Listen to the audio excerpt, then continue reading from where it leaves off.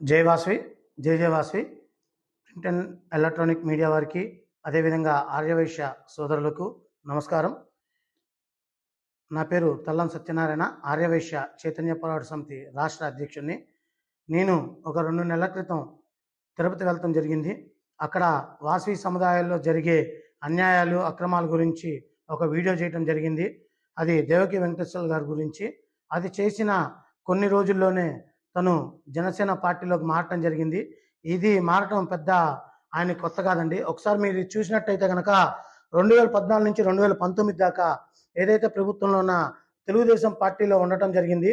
దాని తర్వాత 2019 నుంచి 2024 దాకా వైసీపీ ప్రభుత్వంలో ఉండటం జరిగింది. అదేవిధంగా నేను ఏదైతే వీడియో పెట్టానో దాని మరుసటి రోజు నుంచి తను జనసేనలో చేరటం జరిగింది.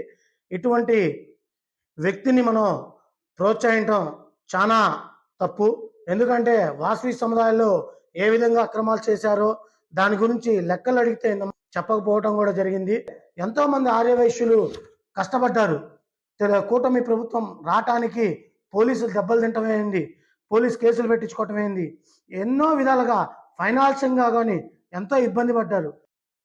రాజకీయాల్లో పెను మార్పు కోరుకుంటున్న మన కొనదల పవన్ కళ్యాణ్ గారికి మా హృదయపూర్వక విన్నపం ఒకటి తెలియజేస్తున్నాం సార్.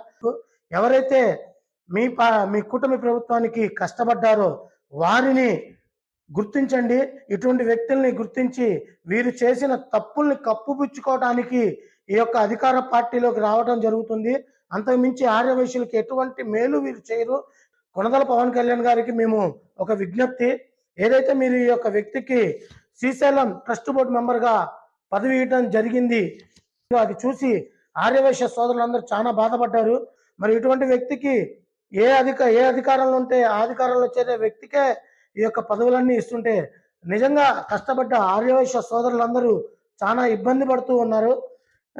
మేము కోరేది ఒకటేనండి, ఆర్యవైశ్య సోదరులకి మీరు న్యాయం చేస్తే మా ఏసీపీఎస్ ఎప్పుడు మీకు అండదండగా ఉండిద్ది. మీ యొక్క కూటమి ప్రభుత్వానికి ఫుల్ సపోర్ట్గా మేము ఉంటాం. మా ఆర్యవైశ్యులకి న్యాయం జరగటమే మా ఏసీపీఎస్ ముఖ్య కోరిక. ఒక్కసారి ఈ యొక్క నియామకాన్ని పున్నాలో మీరు చర్యలు తీసుకోవాల్సిందిగా కోరుతున్నాము.